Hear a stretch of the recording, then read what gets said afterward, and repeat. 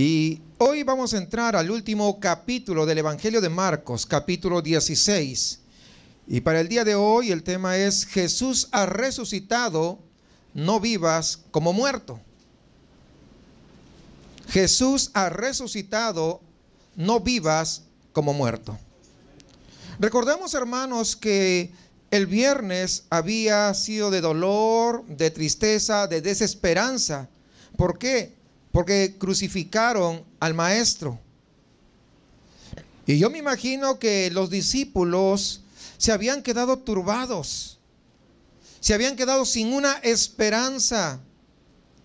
El Mesías al que habían seguido, el maestro al que habían estado con él durante 3 años, ahora ya no estaba más. Ahora, si se levantaba otra tormenta, ¿quién iba a hablar a la tormenta y decirle calla y enmudece? Ahora, cuando alguien se muera, ¿quién le iba a decir Lázaro, ven fuera? Ya al Mesías, ya al maestro lo habían crucificado. Por lo tanto, tenemos que nosotros ver un cuadro desesperanzador, un cuadro sin futuro, porque ese día ahí había quedado el maestro en esa cruz, abatido, y tal vez, no tal vez, casi seguro estoy que el infierno hacía fiesta, pensando que habían derrotado al Hijo de Dios. Y luego sigue versículo 1 del capítulo 16. Cuando pasó el día de reposo, María Magdalena, María la madre de Jacobo y Salomé compraron especies aromáticas para ir a ungirle. Y muy de mañana, el primer día de la semana, vinieron al sepulcro ya salido el sol. El primer día de la semana, esto es domingo. Pero decían entre sí, entre ellas, ¿quién nos removerá la piedra de la entrada del sepulcro? Pero cuando miraron, vieron removida la piedra, que era muy grande. Y cuando entraron en el sepulcro, vieron a un joven sentado al lado derecho, cubierto de una larga ropa blanca, y se espantaron. Mas él les dijo: no os asustéis. Buscáis a Jesús Nazareno, el que fue crucificado, ha resucitado, pero no está aquí. Ha resucitado, sí, pero no está aquí. Mira el lugar donde le pusieron. Pero id, decid a sus discípulos y a Pedro. Fíjense, hay alguna nota especial, ¿no? Y a Pedro. Dice a los discípulos y a Pedro. ¿Sí se da cuenta? Está haciendo nombrando especialmente un énfasis en Pedro. Que él va delante de vosotros a Galilea. Allí le veréis como os dijo. Y ellas se fueron huyendo del sepulcro, porque les había tomado temblor y espanto. Ni decían nada a nadie, porque tenían miedo. Este capítulo, como vemos, empieza con las palabras: cuando pasó el sábado. Los otros evangelios no mencionan el sábado, pero Marcos nos da este breve relato. Aquel sábado antes de la resurrección debió haber sido un día tenebroso para ellos, como jamás lo habían experimentado, porque fue el día después que al maestro habían crucificado. Y en el día de reposo no hacían otra cosa sino descansar, porque eso es lo que estaba estipulado. Pero iban y adoraban a Dios, pero en ese buscar de Dios, su mente comenzó tal vez a decir y a pensar y a recordar por qué no habían sido más fieles al maestro cuando él estaba vivo. ¿Por qué digo esto? Porque cuando iban a crucificar al maestro, todos los discípulos se fueron, no quedó nadie.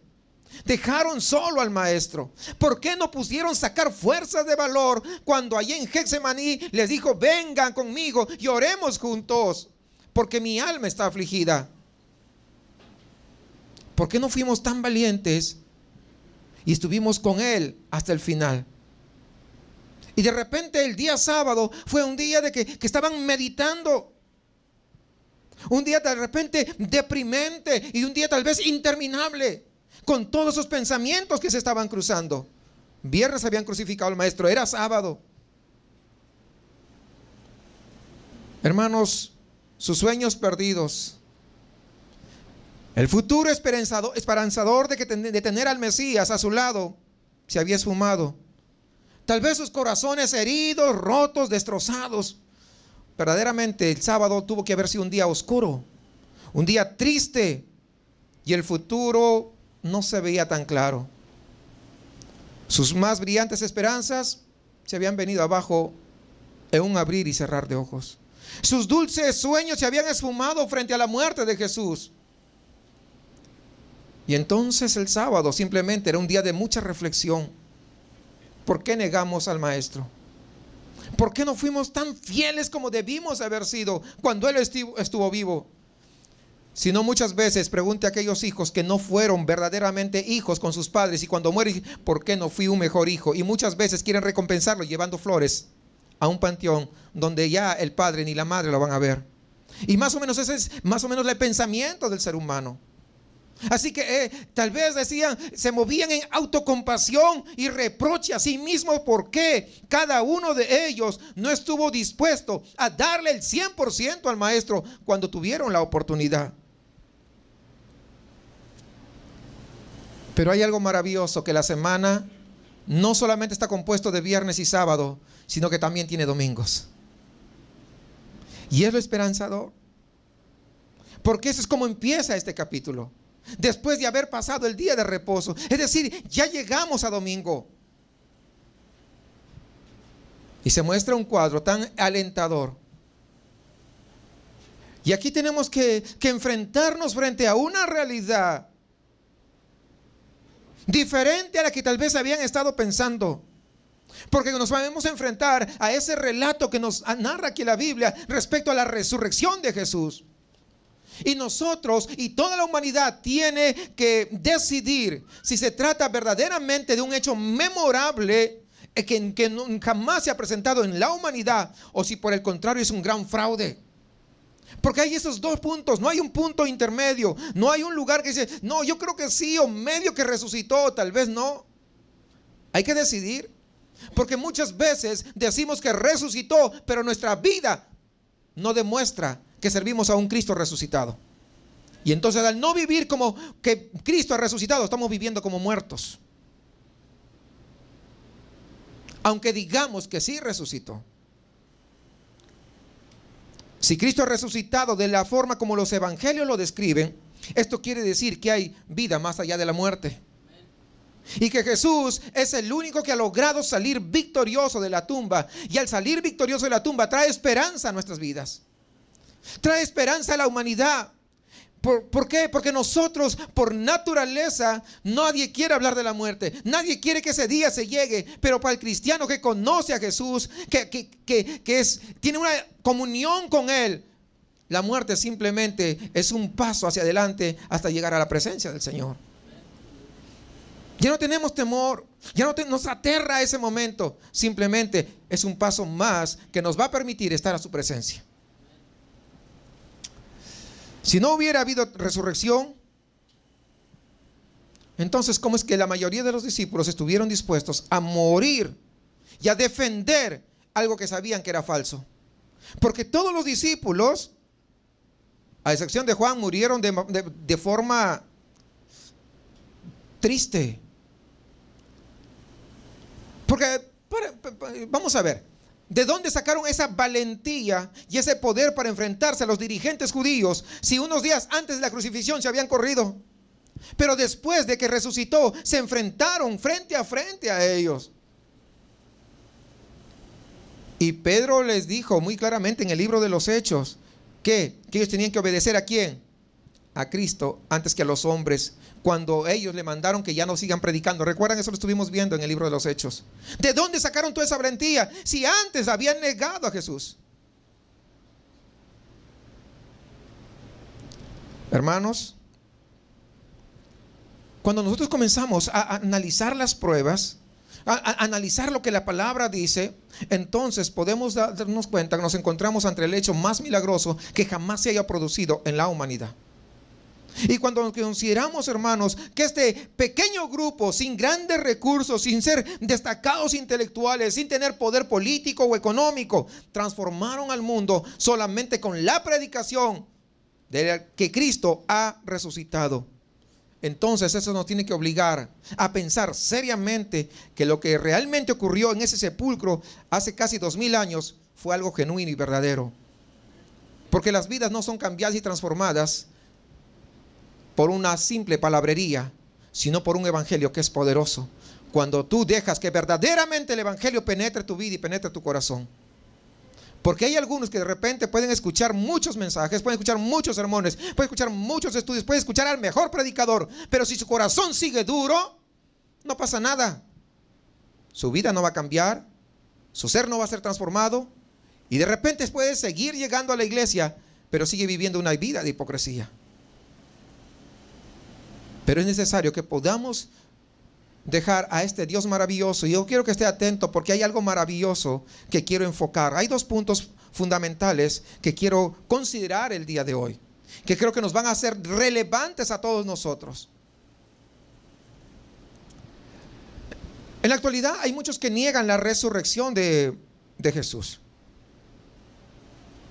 Y muchos de ellos, ¿por qué lo niegan? Porque ellos dicen, los milagros no existen. Y si los milagros no existen, entonces, puesto que la resurrección es un milagro, entonces no existió, entonces no ocurrió. Necesariamente tiene que ser falsa, y ahí acaba su punto de vista. Y no son capaces de poder ir a investigar la realidad de las cosas. Son gente, desde luego, de mente muy estrecha, porque quieren que sea demostrable un hecho. ¿Cómo podrán demostrar eso si ya no vivieron en la época de Jesús? Es algo ilógico, ¿no? O sea, no puede ser demostrable algo que ellos no pueden ver, ellos no pueden comprobar con sus aparatos científicos. Es algo ilógico, ¿no? Desde luego es una actitud muy prepotente, muy arrogante. Y además dice la Biblia, dice el necio en su corazón, no hay Dios. O sea, aquellos que niegan esto, entonces simplemente estamos hablando de gente necia. Y además la Biblia nos dice que no, ¿para qué vamos a perder el tiempo con gente necia? Más con gente que sí quiere saber la verdad. Ahí hay que predicarles. Ahí hay que darles todo lo que la Biblia dice. Hay que enseñarles. Pero con gente necia no pierde el tiempo. Ahora, si nosotros sabemos, si nosotros entendemos, si nosotros creemos que Jesús resucitó, entonces tenemos que vivir a la altura de ese hecho tan extraordinario. Porque la resurrección de Cristo trae esperanza. Porque la resurrección de Cristo trae salvación. Porque si Cristo no hubiera resucitado, entonces nosotros, ¿sabe qué? Nuestra fe no tendría sentido. Sería una religión más de las muchísimas que hay. ¿Para qué ser cristiano? ¿Para qué seguir a Cristo? ¿Para qué? Si no, no tendría sentido. ¿Por qué no tendría sentido? Pues sencillo, porque todas las religiones ofrecen que la salvación se hace por obras. Sin embargo, el cristianismo es lo único que dice que no es por obras, sino es por fe. ¿Por qué? Porque nadie de nosotros es capaz de hacer algo para poder pagar por nuestros pecados. Digo, ¿qué puedes hacer tú para pagar por tus pecados? Si quieres tener un mejor coche, trabajas más y sacas un mejor coche. Si quieres tener una casa, pues échale muchas ganas, te metes a Infonavit y sacas tu casa. Pero para pagar tus pecados no hay una forma en que cada uno de nosotros pueda pagar por sus pecados. Ahora, fijémonos en algo importante que quiero, antes de seguir avanzando. El Evangelio de Lucas capítulo 1, versículo 1 al 4. Mire lo que voy a decir. Lo que dice la Biblia, de hecho, puesto que ya muchos han tratado de poner en orden la historia de las cosas que entre nosotros han sido ciertísimas, tal como no los enseñan los que desde el principio lo vieron con sus ojos y fueron ministros de la palabra, me ha parecido también a mí, después, fíjense, de haber investigado con diligencia todas las cosas desde el origen, escribírtelas por orden, oh excelentísimo Teófilo, para que conozcas bien la verdad de las cosas en las cuales has sido instruido. Fíjense, como vemos, Lucas no era cualquier personaje. Lucas era un médico. Y con esa formación que él tenía, ¿verdad? Él investigó, dice, con diligencia. Es decir, él no escribió porque lo sintió en el corazón. Él no escribió porque era muy amigo del maestro. Él escribió de acuerdo a lo que había investigado con mucha diligencia. Desde el hecho que él era médico, esto lo calificaba como una persona capaz de poder hacer este tipo de investigaciones y decir la verdad sin añadir nada de su cosecha. Estamos viendo a una persona, si se quiere, neutral en ese aspecto. Y es lo que dice, es decir, todo lo que narran los evangelios respecto a lo que pasó con Jesucristo es cierto y es verdad, es lo que está diciendo Lucas. Entonces, vayamos nuevamente a Marcos. Cuando pasó el día de reposo, María Magdalena, María la madre de Jacobo y Salomé compraron especies aromáticas para ir a ungirle, y muy de mañana, el primer día de la semana, vinieron al sepulcro ya salido el sol. Ya habíamos dicho que cuando en la tarde del viernes Jesús murió en la cruz, pues todas las esperanzas y los sueños se deshicieron, se esfumaron. Desanimados, tristes, asustados. Los discípulos, de haber estado 3 años con el maestro, seguro que en ese momento ninguno de ellos pensaba ya con optimismo. Estoy seguro, nadie pensaba de ellos, pensaba, ¿y ahora qué va a hacer? Seguro nadie estaba alegre, sino por el contrario, la desesperación. ¿Y ahora qué va a hacer de nosotros? La presión de las circunstancias. Pero en ese momento, mientras los discípulos estaban pensando qué va a hacer, las mujeres estaban enfocando de manera diferente. Ellas estaban pensando, dice, María Magdalena, María la madre de Jacobo y Salomé se habían puesto de acuerdo, dice, para ir al sepulcro, para terminar los ritos funerarios que se estilaban allá en el pueblo judío, que era ungir el cuerpo del maestro, rindiéndole de esa manera su último homenaje de amor a Jesús. Lucas nos dice que también fueron otras mujeres al sepulcro esa mañana. Es decir, no solamente fue ese grupo, había otros grupos que también fueron. Ya esto nos hace pensar que seguramente varios grupos por separado, todos iban allá a la tumba de Jesús. Ahora, ¿qué ocurrió cuando ellos llegaron? Pues para su sorpresa dice que encontraron el sepulcro vacío, pero también se les apareció ahí un ángel que les informó que Jesús había resucitado.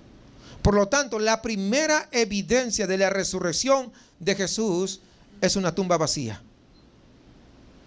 Es una tumba donde no hay un cadáver. Existen personas, como les decía, que niegan o que no aceptan este hecho sobrenatural y desde luego pues dan algunas sugerencias ellos mismos. Ellos saben lo que dicen. En primer lugar dicen, no, Jesús no resucita. Lo que pasa es que los discípulos robaron el cuerpo de Jesús, por eso que no lo encontraron. Sí, o sea, eso es lo que piensan, hermanos. No, los discípulos, como eran muy amigos, ¿verdad? Entonces simplemente agarraron y robaron para decir que resucitó. Sin embargo, esta teoría que ellos dicen enfrenta muchas dificultades. Vamos a decir algunas dificultades. Por ejemplo, en primer lugar, que la custodia de ese sepulcro, los mismos principales judíos habían dicho o habían solicitado que sean los romanos los que custodiaran ese lugar. Así que imagínense, cuando Jesús resucitó, salió triunfante de la tumba, la guardia romana no pudo hacer absolutamente nada para poder impedirlo. Es más, se fueron huyendo, recordando que los romanos eran gente ruda, eran gente que estaba acostumbrada a enfrentar las situaciones más difíciles. No era que se corrían rápidamente, eran del imperio conquistador. O sea, eran gente acostumbrada a esas labores. ¿Recuerdan ustedes? Tan rudos eran que mientras Jesús estaba muriendo, crucificado, ellos estaban jugando de lo más normal. Pero ahora cuando Cristo resucitó, dice que ellos se fueron corriendo. Y las autoridades judías compraron el silencio de esos romanos, de los que estaban a cargo, con una gran suma de dinero. Así que si alguien les preguntaba, pues sus discípulos vinieron de noche y se llevaron el cuerpo. Nosotros estábamos dormidos. Pero ahí hay otra pregunta que tendríamos que hacer. Si estaban dormidos, ¿cómo sabe que fueron sus discípulos? ¿Cierto, sí o no? Estaban dormidos, pues ¿cómo sabe? ¿No? ¿Cómo es posible, no? Que unos hombres pudieran retirar una gran piedra, pues dice que tapaba toda la entrada, era muy alta, muy pesada, y que ninguno de los soldados haya escuchado el ruido. Es algo ilógico. ¿Sí? ¿Comprende? O sea, mire, no, o sea, no tiene sentido. Otra observación es que los supuestos ladrones se tomaron la molestia de quitar todos los vendajes del cuerpo de Jesús y dejarlos colocados ahí con el mismo cuidado. Yo pregunto, cuando alguien entra a robar algo, ¿deja todo en orden como debe estar? Pero ya vamos a ver, ahí en Juan 20 nos dice que todo quedó ordenado, todos los lienzos quedaron allí ordenados. Entonces no parece que fue un robo. ¿Sí? Vamos entendiendo todo esto. Por otro lado, el robo en las tumbas era una violación a la ley.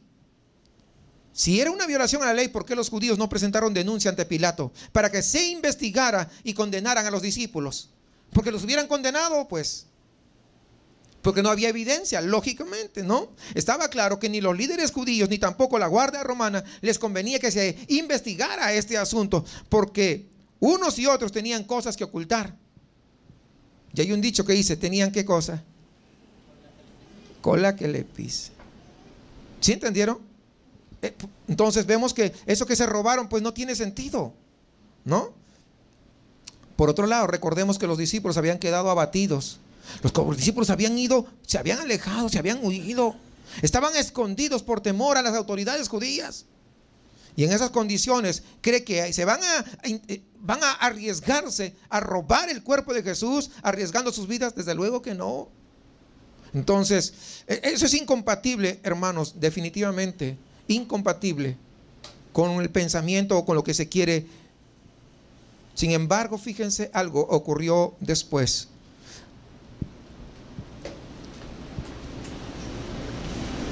Cuando vemos este espíritu hasta cierto punto de temor de los discípulos, huyendo, pero después que Jesús resucitó, los discípulos como que recobraron fuerzas, recobraron ánimo y entró un espíritu de valentía.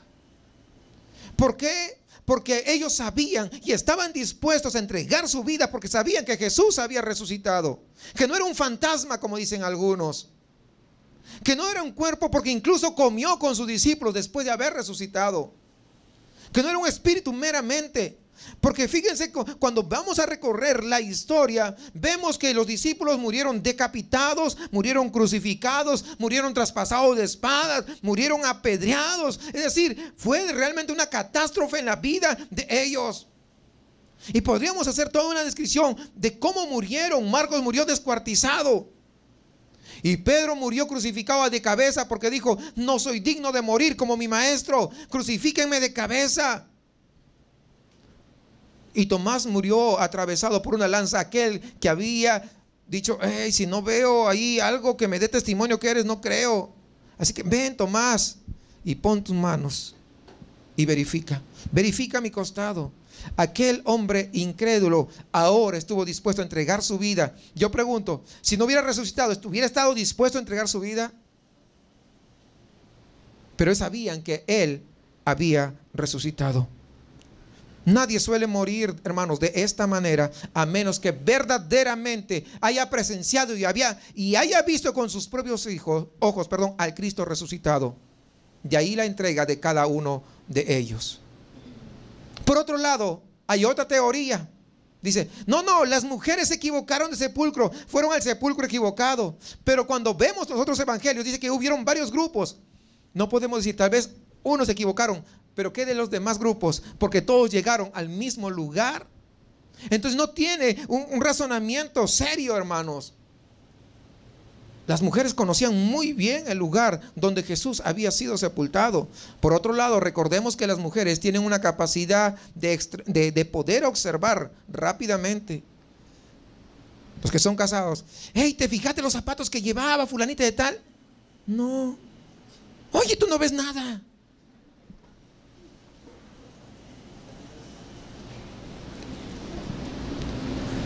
La mujer tiene esta capacidad que los hombres no tenemos. Son mucho más observadoras. Mira que pintaron la iglesia. ¿Te das cuenta que cambiaron el color? No. Pero los hombres somos así. Entonces, eso es, como suena ilógico, hermanos, es un poquito gracioso, pero te das cuenta de que no tiene mucho sentido, ¿no? O sea, que las mujeres se hayan equivocado cuando ellas habían seguido a José de Arimatea y a Nicodemo para saber dónde lo iban a sepultar. Recuerdan, eso se ve ahí en Marcos capítulo 15. Lo habían seguido y sabían dónde estaba sepultado, ¿no? Entonces, no hay forma. La tercera, porque gente que niega sobre esto, dice, Cristo no estaba muerto cuando lo sepultaron.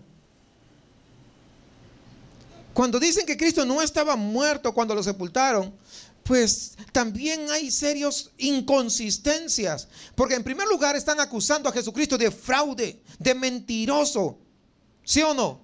Pero no se están dando cuenta algunos detalles importantes. En primer lugar, cuando fueron a pedir el cuerpo de Jesús, ustedes recuerdan que fueron a pedir el cuerpo de Jesús para poder enterrarlo. José de Arimatea fue a pedir. Entonces, ¿qué hizo Pilato? Le preguntó a quién. Al centurión. Y el centurión dijo, sí, está muerto, para que puedan llevar. No, si no, no pudieron haberlo entregado, a menos que haya estado muerto. Entonces el centurión certificó la muerte de Jesucristo. O sea, se están olvidando de esos detalles, ¿no? Luego el soldado romano que traspasó su costado con una lanza, ¿qué verificó? Que estaba muerto. O sea, hay detalles, hermanos, que verdaderamente no coinciden con estas opiniones, porque esos son meramente opiniones. Por otro lado, los soldados romanos que iban a custodiar el sepulcro tuvieron que verificar que estaban enterrando a alguien muerto. No van a enterrar a alguien vivo. O sea, ellos tuvieron que certificar, tuvieron que comprobar previamente que Jesús realmente estaba muerto. Pero también hay que tener en cuenta que las heridas que Jesús había recibido eran de gravedad. Solamente los latigazos que le habían dado, de la forma como lo habían castigado. O sea, con eso tenía para morir ya prácticamente. Más la crucifixión. O sea, ellos básicamente los que sostienen esta teoría de que Jesús no había muerto, o sea, tienen muchas inconsistencias. Definitivamente, hermanos, son muchas las evidencias que, aunque a veces algunos quieren negar lo innegable, defender lo indefendible, no dándose cuenta que se están enfrentando al Dios Todopoderoso, que siempre deja una huella de lo que Él está haciendo. Y que el hombre no puede refutarlo por más que quiera. Porque cuando el hombre quiere refutar lo que Dios ha hecho, entonces se va a chocar contra una roca fuerte. ¿Y qué hace usted si se va a chocar contra una roca fuerte? Se va a hacer daño, porque no puede ir en contra de lo que Dios ha establecido. Pero sigamos ahí en Marcos. Se lo leo rápidamente desde el 1, pero quiero ir hasta el versículo 3. Dice, cuando pasó el día de reposo, María Magdalena, María la madre de Jacobo y Salomé compraron especias aromáticas para ir a ungirle. Y muy de mañana, el primer día de la semana, vinieron al sepulcro, ya salido el sol, pero decían entre sí, ¿quién nos removerá la piedra de la entrada del sepulcro? ¿Quién nos removerá la piedra de la entrada del sepulcro? Estaban ignorando algo importante, que en reiteradas ocasiones Jesús les había afirmado que él iba a resucitar. Y al ver este cuadro, ¿quién nos removerá la piedra? Entonces tenemos que admitir que ninguno de los discípulos tomó en serio las palabras de Jesús. Ni cuando Él iba a morir, mucho menos en su resurrección. Ellos todavía no entendían, todavía no comprendían. Es como a veces nosotros somos cabezones. Jesús te dice una cosa y tú dices, ay, ¿será cierto? Y te volvió a decir, mira, va a ser así. Ay, ¿será que le creo? Y cuando se presenta esa gran piedra, tú no le crees a Jesús. Crees que Él no es capaz de hacerlo. Así que eso pasaba de tal manera que cuando las mujeres se fueron en la mañana al sepulcro, no fue para comprobar si Jesús había resucitado, sino para ungir el cuerpo de Jesús y tal vez despedirse, dar su última despedida a Jesús. Y esto confirma que la preocupación de ellos realmente estaba en cumplir aquel rito, en cumplir, en darle ese honor a aquel amigo cercano que había vivido con ellos durante 3 años. ¿Quién nos removerá la piedra de la entrada del sepulcro? El día de hoy muchas veces ocurre algo similar con los cristianos. La misma incredulidad se apodera de nosotros.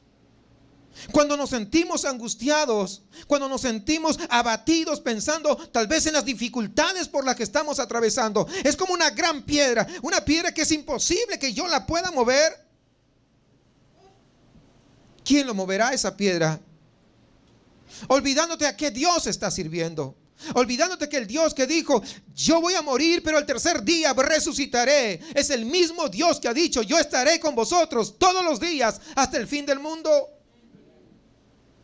Pero muchas veces, en lugar de buscar a ese Dios, nos olvidamos y en lugar tratamos de poner nuestros propios esfuerzos. En lugar tratamos de salir como sea nosotros.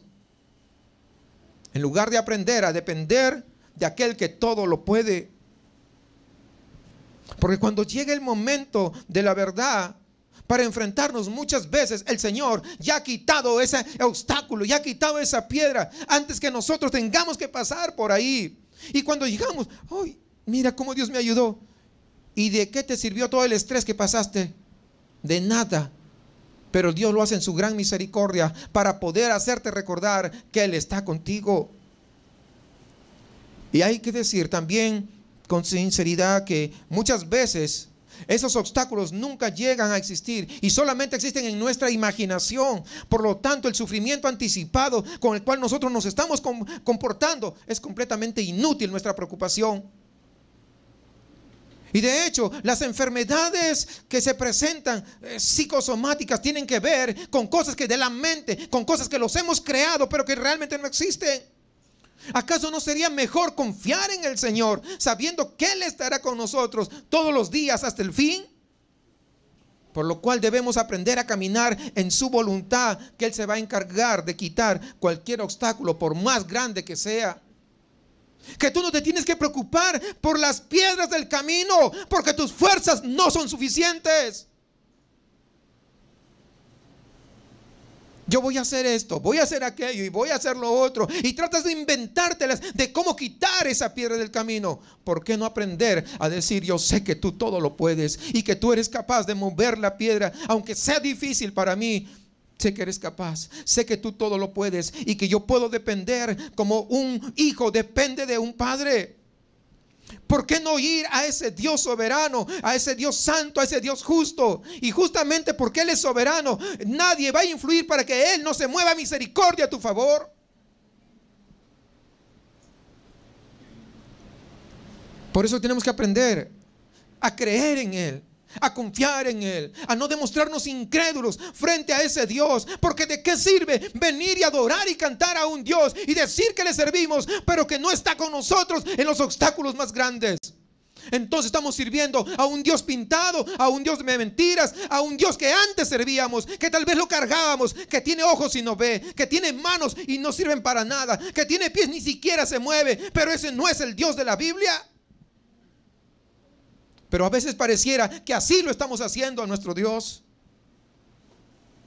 cuando nosotros no nos atrevemos a confiar en aquel que es capaz de quitar todos los obstáculos. Y muchas veces te deprimes, te estresas, dolores de cabeza,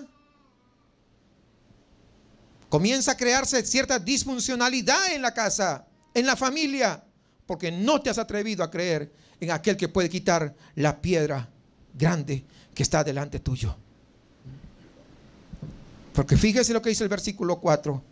Pero cuando miraron, vieron removida la piedra, que era muy grande.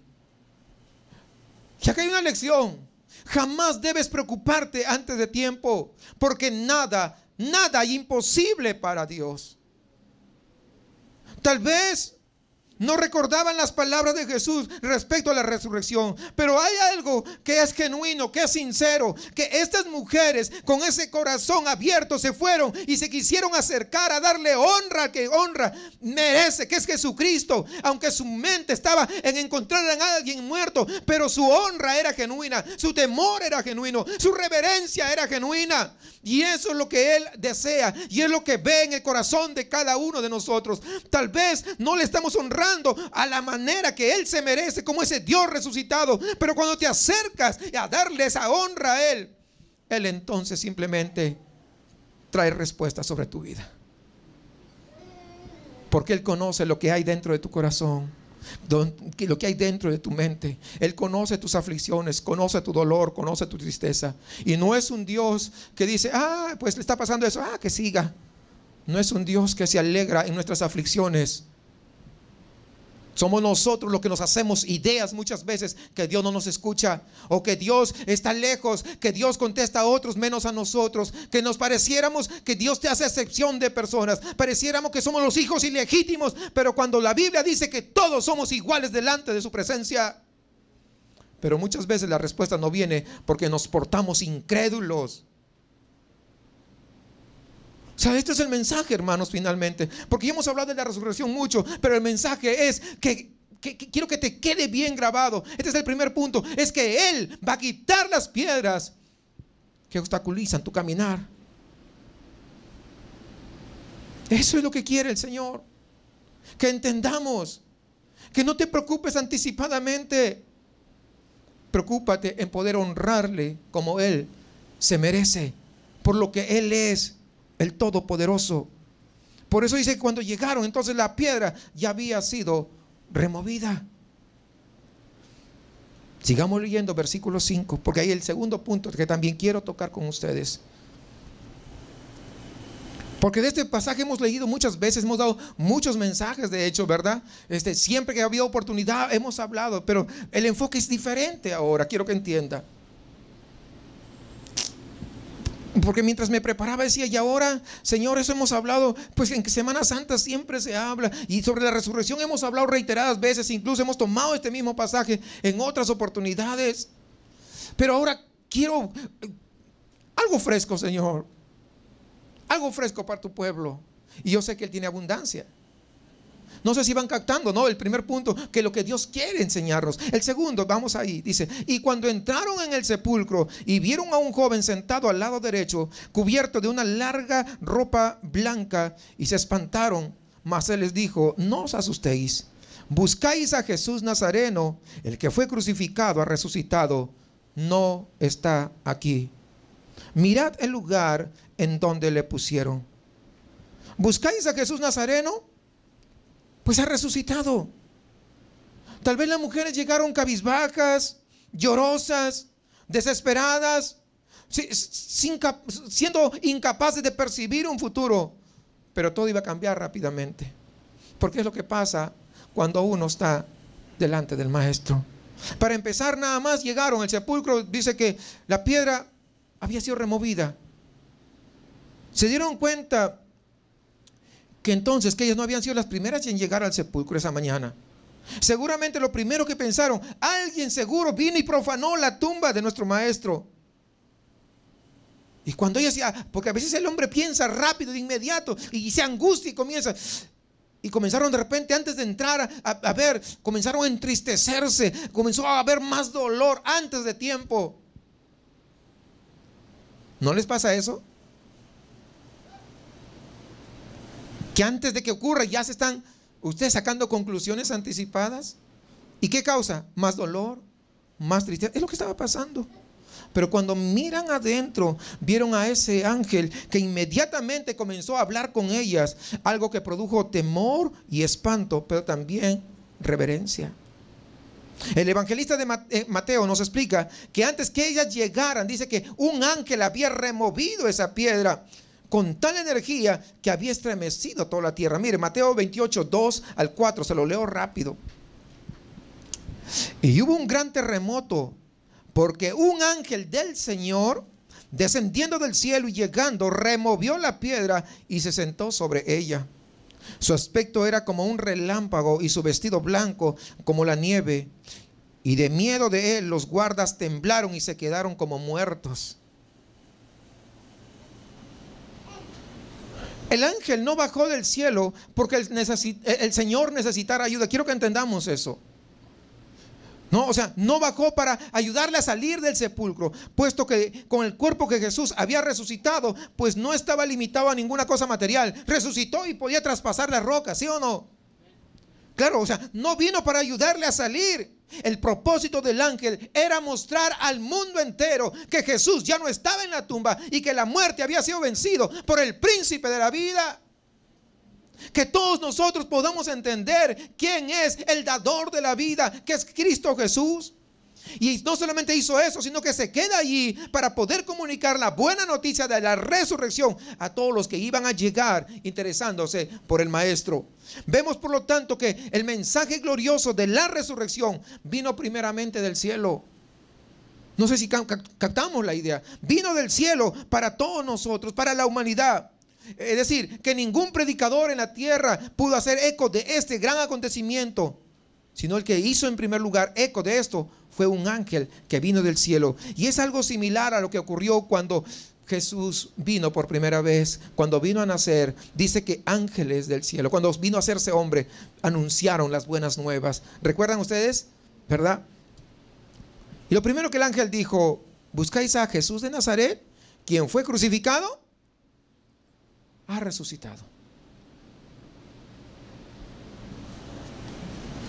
Muchos de los que intentan defender la idea de que las mujeres fueron al sepulcro equivocado, o dicen que de repente que se encontraron a la persona equivocada, o que los discípulos inventaron otra persona, no al mismo Jesús, que están tratando de socavar esto que estamos leyendo. Entonces aquí nos encontramos con algo tremendo. ¿Por qué? Porque fíjense lo que dice acá. Este mismo Jesús, al que ustedes conocían, ¿verdad? Allí en Nazaret, el que de repente ustedes habían acompañado allá en las colinas de Galilea, el que había dado de comer a los 5,000, aquel que había resucitado a Lázaro, aquel que ustedes lo vieron crucificado, el que lo viste allí en la cruz, a ese Jesús que ustedes vieron cómo traspasaban su costado, ese Jesús, ¿saben qué? Es el que buscáis. Él ha resucitado, ya no está más entre los muertos, ya no está más. Esto establece ¿qué cosa? La identidad de Jesús. Por eso dice, ese Jesús que iba con ustedes, que era amigo de ustedes, ya no está aquí, ya no está más. Es decir, no solamente ha resucitado, sino que además no está aquí. Por lo tanto, después que el ángel tratara de calmar a las mujeres, les informó que Jesús había salido de ese lugar, que no se encontraba. Pero dice que en aquel momento tuvieron que ver los lienzos perfectamente colocados, como si el cuerpo de Jesús hubiera salido atravesándolos y se hubieran quedado intactos los lienzos. Dice en Juan, capítulo 20, versículo 6, y esto es importante, aunque lo he narrado en otras oportunidades, es siempre bueno poder recordar. Luego llegó Simón Pedro tras él y entró en el sepulcro y vio los lienzos puestos allí. Pero no solamente los lienzos, dice, y el sudario que había estado sobre la cabeza de Jesús, no puesto con los lienzos, sino enrollado en un lugar aparte. El sudario es un pedazo de tela que le ponían siempre en el rostro, para tapar el rostro. Y dice que el sudario había estado, no estaba juntamente con los lienzos, sino estaba enrollado, bonito, en un lugar aparte. No lo dejó tirado, no lo dejó, no, pues ya no me interesa, sino lo dejó muy envueltito, enrolladito, bonito, en un lugar aparte. Y esto pues hay un mensaje implícito que no dice, pero está implícito. Y se los he narrado en otras oportunidades. que quiero hacerlo es el día de hoy. Cuando en la tradición judía, cuando te invitan a comer una comida y después de haber comido, cuando usas la servilleta, ¿verdad? Y si tú agarras la servilleta y lo dejas tirada así, como a veces se acostumbra, pues significa, ¿sabes qué? No me gustó tu comida, no me vuelvas a invitar, estuvo malísima. No dicen nada, pero con la servilleta, pues ya se interpreta de esa manera. Pero cuando después de haber comido estás satisfecho, la comida fue muy agradable, te encantó y te encantó la sobremesa de poder estar platicando, simplemente limpias, doblas la servilleta ordenadamente, lo enrollas bonito y lo dejas a un costado. Lo que estás diciendo es: me encantó tu comida, me encantó pasar tiempo contigo y estoy seguro que voy a volver cuando me invites nuevamente. Me gustó pasar tiempo contigo. Y cuando nosotros vemos aquí el sudario que había sido enrollado ordenadamente, no fue tirado, no servía para más, pero lo dejó enrollado. Había un mensaje implícito, porque sabía Jesús que iban a venir sus discípulos, que iban a venir las mujeres, sabía que iban a llegar. Y el mensaje implícito podríamos decir que es: me gustó pasar tiempo con ustedes, disfruté los 3 años que pasé con ustedes, la pasé muy bien, por lo tanto voy a regresar, voy a venir nuevamente, quiero seguir pasando más tiempo con ustedes. Y ese es un mensaje de que Cristo viene nuevamente por su iglesia, por sus hijos, por sus discípulos, por aquellos que verdaderamente hemos entregado nuestra vida al Señor, que nos hemos arrepentido y hemos puesto nuestra fe en Jesucristo. Y a continuación el ángel les hace un encargo, ¿sí? Ahí está, que transmitieran a los discípulos y a Pedro que Jesús había resucitado. Versículo 7, ahí está: pero id, decid a sus discípulos y a Pedro que él va delante de vosotros a Galilea, ahí le veréis como os dijo. Qué interesante: decid a sus discípulos y a Pedro que él va a Galilea. Porque lo que habían venido a ungir ya no estaba presente. El sepulcro pues estaba vacío. Y esa había sido, y es la respuesta a los argumentos de los escépticos durante 20 siglos. Jesús no está. Y nadie lo ha podido explicar, aunque todas las generaciones lo han intentado, en tratar de explicar dónde está el cuerpo de Jesús. Cuando no tienes fe, cuando no creen en la resurrección y no creen lo que la palabra de Dios dice que está a la diestra de Dios Padre, entonces seguirán buscando, nunca lo van a encontrar. Las mujeres en esa mañana habían ido a ungir el cuerpo de Jesús, pero sus planes se vieron frustrados, mas ahora iban a ser las primeras portadoras de las buenas noticias de la resurrección a los discípulos. Decid a los discípulos y a Pedro. Este mensaje debía ser entregado a los discípulos en primer lugar. Y todos recordamos aquellos días en que lo habían abandonado al Señor en el momento de su arresto. Habían sido infieles.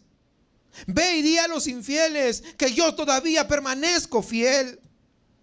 Ahora Él estaba nuevamente extendiendo su mano de gracia, su mano de misericordia, a fin de poder perdonarles. Porque Jesús no resucita para vengarse de todos los que le abandonaron, de aquellos que lo dejaron, sino se resucita para poder decirles: te doy una nueva oportunidad. Tú fuiste infiel, pero yo sigo permaneciendo fiel. Tú me negaste, pero yo no te voy a negar. Y aunque me negaste 3 veces, Pedro, ahí te va un mensaje. Tal vez hoy no negamos como Pedro, pero nuestras actitudes niegan a Jesús. Nuestro comportamiento niega a Jesús. Nuestra explosión de nuestro carácter niega a Jesús. Nuestras ideas niegan a Jesús. Nuestra forma de ser niega a Jesús. Nuestra forma como nos comportamos o cómo reaccionamos con nuestra esposa o nuestro esposo niega a Jesús. La forma como reaccionamos de hijos a padres y de padres a hijos niegan a Jesús. ¿Por qué? Porque en lugar de poder someternos a la palabra, queremos nosotros, nuestro propio criterio tiene que salir a relucir. Nuestro machismo tiene que ser lo que esté por encima de los demás. Nuestra gran autoridad como somos dentro de la casa tiene que estar por encima de los demás, porque yo soy la cabeza del hogar. Negando a Jesús con nuestras acciones, con nuestros pensamientos, con nuestros criterios. Ya no lo negamos tal vez como Pedro. Porque si recordamos la última vez que encontramos a Pedro en el relato del Evangelio, él se encontraba en el patio del sumo sacerdote. Durante el juicio de Jesús, cuando una muchacha le dice: oh, yo te conozco, tú estabas con él, ¿verdad? Y Pedro se hace el loco y dice: no. Y lo que hacía era negarle. Y lo negó hasta 3 veces. Y la muchacha la última vez le dice: yo sé que tú eres, porque hablas como un Galileo. Es decir, el acento con el que hablaba demostraba que él era Galileo. Y en esta ocasión Pedro lo niega con maldiciones y juramentos. O cuando dice maldiciones, no está hablando de las maldiciones que estamos hablando, está hablando así a él mismo. No lo conozco, no he conocido nunca a ese hombre. Y justo en ese momento el gallo canta. Y Pedro se acordó de que Jesús le había dicho: antes que el gallo cante, me negarás 3 veces. Y la última vez que vemos a Pedro es ocultándose en las sombras de la noche, llorando, dice, amargamente. Y seguro que este apóstol tenía una carga bastante grande en su corazón por haber negado a Jesús 3 veces. Después de esto no había tenido ocasión de poder pedirle perdón, puesto que había muerto Jesús. Pero se había quedado con ese remordimiento en el corazón. Tal vez algo de eso pasa en tu vida. Muchas veces quieres pedirle perdón a Dios, pero no quieres pedirle perdón a quien has ofendido. Y la verdadera valentía se demuestra justamente en eso, en poder reconocer en que nosotros hemos fallado y poder acercarnos con aquella persona a la que hemos ofendido. Muchas veces nosotros no lo hacemos. Preferimos ir a Dios, pero no a la persona. Así que si Pedro no había tenido esa gran oportunidad de pedirle perdón al maestro porque había muerto, no es de extrañar que de repente estaba sumido en una profunda depresión. Se sentía miserable, se sentía triste, se sentía indigno. Porque muchas veces llegamos a la iglesia, pero cuando la palabra nos confronta, eso es lo que nos sentimos a veces, porque no hemos sido capaces de poder responder frente al llamado que Dios hace a nuestras vidas. Pero el Señor también sabía esto, y por eso que añade esta nota personal para él: di a los discípulos y a Pedro. Por eso que resulta un carácter de ternura prácticamente. Id a los discípulos y a Pedro y decirle que él va delante de vosotros a Galilea. Y aquí es donde quiero resaltar, hermanos. Es el segundo punto que quiero resaltar de este pasaje. Que aunque nosotros le fallemos, Él permanece fiel. Que aunque nosotros le hayamos negado en algunas oportunidades, Él permanece fiel si verdaderamente nos arrepentimos. Porque cuando vemos a Pedro, Él se arrepintió. Cuando vemos el caso de Judas y vemos el caso de Pedro, los dos lo negaron. Pero Judas quiso hacer justicia por sus propias manos. Sin embargo, Pedro se abandonó a la gracia y la misericordia de Dios. Y esa es la diferencia, que hoy uno de ellos está en el infierno y el otro está en la presencia del Señor. No fue por los méritos de uno y del otro. Ninguno de los dos hizo algo mejor que el otro, porque los dos hicieron algo similar. Pero la misericordia de Dios es capaz de alcanzarnos cuando nuestro corazón se doblega ante un Dios todopoderoso que nos tiene, pues nos ausculta por completo, y que no hay nada oculto delante de su presencia. Con estas palabras decía a los discípulos y a Pedro, es como que Jesús lo está reintegrando al grupo apostólico y le dice: no te he dejado, no te he abandonado. Tu don, tu talento, tu llamado Yo te los doy. Yo te lo he puesto. Pero eso depende del corazón. No esperemos recibir, ser restaurados simple y llanamente porque Jesús es bueno, sino porque cómo esté nuestro corazón. Si nuestro corazón se doblega, si nuestro corazón reconoce nuestra infidelidad ante Dios, entonces Él conoce y dice, ¿sabes qué? Tu llamado permanece. El don que puse en ti, el talento que puse en ti, todavía quiero usarte para la gloria de mi nombre. A pesar de su deslealtad, Jesús seguía amándole y deseaba verlo de nuevo. Por eso dice, ve, ahí en Galilea nos vamos a ver. Por lo tanto, una de las primeras cosas que aprendieron de la resurrección de Cristo fue la disposición de perdonar al pecador. Es lo que hace la resurrección del Maestro. Muchos de ustedes llegaron muy lastimados. Llegaron con el corazón duro, como que no querían saber nada, y algunos de repente llegaron como a ver qué onda, a ver qué cosa pasa aquí, porque ya he estado en tantas iglesias donde me han lastimado, donde me han hecho esto, aquello y lo otro. Pero vemos nosotros, si la resurrección de Cristo sirve para poder perdonar al pecador, también puede perdonarnos a nosotros. Que aunque cristianos muchas veces, a veces fallamos. Él no resucitó con la intención de vengarse de sus enemigos. Eso no fue. Y esta fue una gran lección que los apóstoles prácticamente lo aprendieron de inmediato. Como podemos ver en su primera predicación, Pedro y los otros apóstoles ofrecieron el perdón de Dios y la restauración a aquellos judíos que unas semanas antes habían gritado, crucificadle, crucificadle.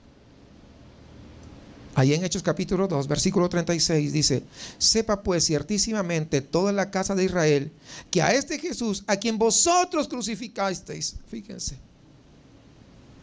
Dios le ha hecho Señor y Cristo. Al oír esto se compungieron de corazón porque sabían que eran culpables, porque sabían que ellos habían acusado. O sea, quiero que entiendas, hermano, quiero que entiendas, hermana, si tú entiendes que eres culpable de algo, fíjate lo que hicieron ellos. Se compungieron de corazón y dijeron a Pedro y a otros apóstoles, varones, hermanos, ¿qué haremos? ¿Qué haremos? Porque entendieron que la palabra les estaba hablando. Y Pedro les dijo, arrepentíos y bautícese cada uno en el nombre de Jesucristo para perdón de pecados y recibiréis el don del Espíritu Santo. Qué extraordinario. Tal vez tú ya no te puedes bautizar, pero te puedes arrepentir. Tal vez tú ya eres bautizado, pero necesitas arrepentirte. Pero hacerlo de todo corazón.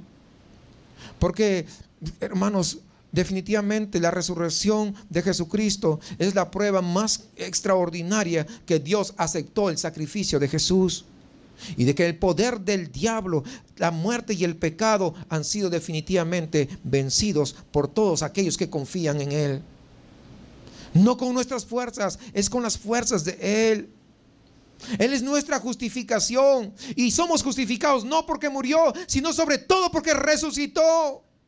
Y esa es la gran esperanza que tú y yo podemos acudir ante Él.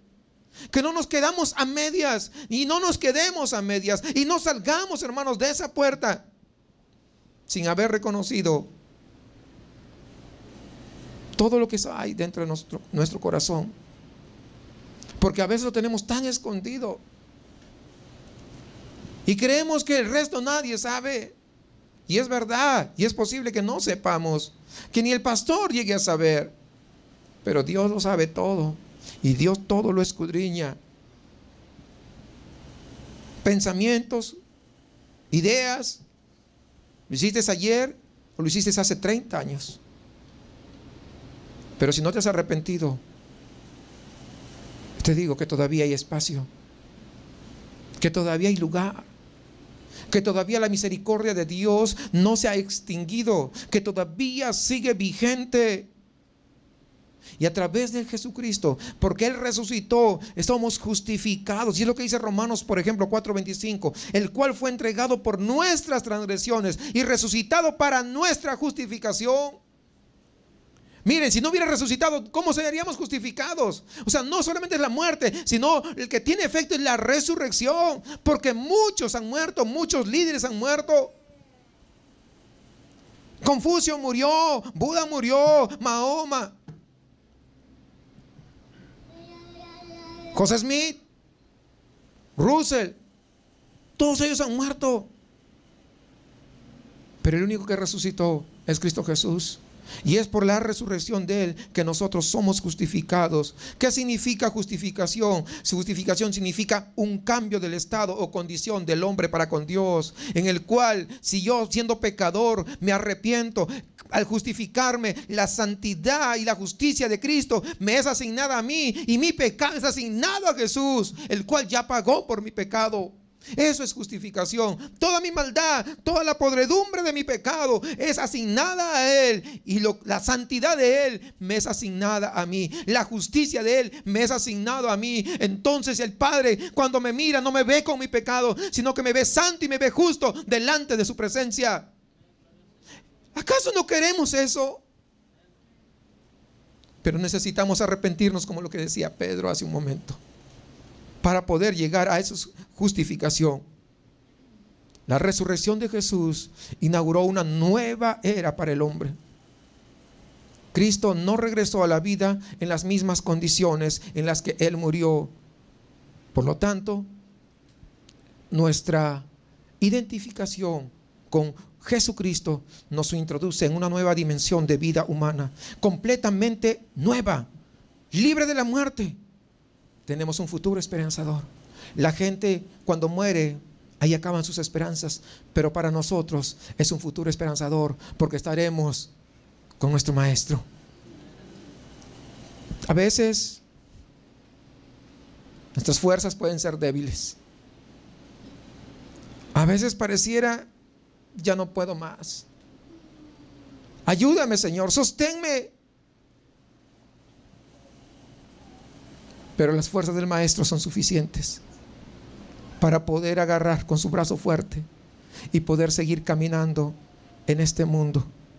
Tal vez de sinsabores, tal vez llenos de obstáculos y de piedras, pero ahora debamos tener que entender que el que va a quitar las piedras no soy yo. El que va a quitar las piedras se llama Jesús de Nazaret. Y que aunque muchas veces en mi ímpetu de seguir adelante, en mi ímpetu de poder hacer las cosas, tal vez le falle, tal vez le niegue, pero que puedo acercarme a Él y decirle: Señor, estoy arrepentido, perdóname, justifícame. Cuando hacemos eso, entonces de todo nuestro corazón seremos justificados. Entonces la resurrección de Cristo es la que trae esperanza a nosotros. Aunque a veces puede ser fiel, tienes que confiar en la fidelidad de Dios. Que aunque alguna vez tal vez negaste al Maestro y te sientas como muerto, porque cuando niegas al Maestro no puedes sentirte vivo, aún Él está dispuesto a extender su mano de misericordia y darte una nueva vida. Y que puedas decirle: tú eres mi refugio verdaderamente, Señor. En mi debilidad yo sé que tu fuerza me sustenta, y solamente me puedo esconder en ti, pues tú llevas mis cargas, por más pesadas que sean. Y yo sé que no soy yo, sino que son tus manos firmes las que me guiarán y llevarme hasta el cielo, como dice el canto. Él no se dará por vencido. Él seguirá estando de tu lado hasta llegar hasta el final.